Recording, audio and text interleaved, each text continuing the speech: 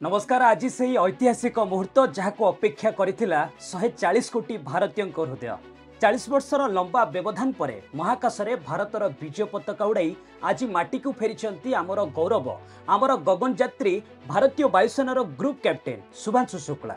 हाँ आज्ञा, अंतर्जातीय space station बा आईएसएस रे 20 दिन गुरुत्वपूर्ण मिशन सारी ऑक्सियम 4 मिशन अंश भाव शुभांशु आज पृथ्वी पृष्ठ को फेरी। भारतीय समय अपराह्न 3टा बेलू सान डिएगो उपकूल में स्पेसक्राफ्ट स्लैशडाउन करथिला। यह केवल जड़े महाकाशचारी फेरंता यात्रा नुहे बरं यह होची भारतर स्वप्नर फेरंता यात्रा।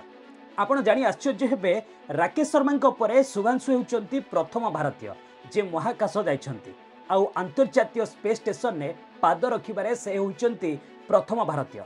ए मिशन पई इसरो पाखापाखि 550 कोटी टंका खर्च करिछि, किंतु ए खर्च भारतर आगामी गगनयान मिशन पई एक बड़ निवेश जहाँ 2027 रे भारत को मानव महाकाश यात्रा रे एक नुआ परिचय देव। किंतु सबुठु हृदयस्पर्शी कथा होउची महाकाशरू शुभांशु देइथिबा वार्ता।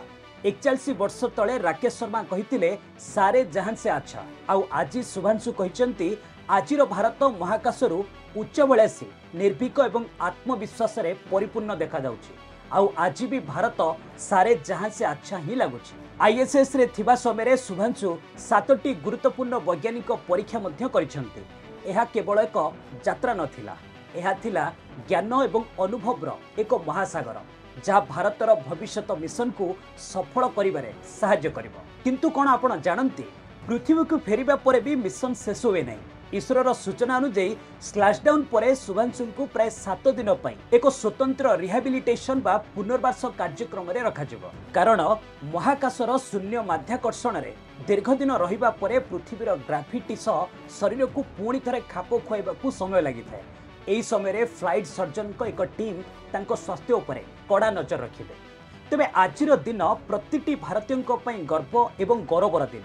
शुभांशु शुक्लांको एही सफल यात्रा भारतर गगनयान स्वप्न को आहुरी पाखकू नहीं आसी। यह एक प्रमाण जे आकाश रे भारतर डाकबाजी को आउ बेसी डेरी नहीं। भिडियोटी केमिति लागिला निश्चित भाव कमेंट सेक्शन में जनइबे। रहुची, नमस्कार।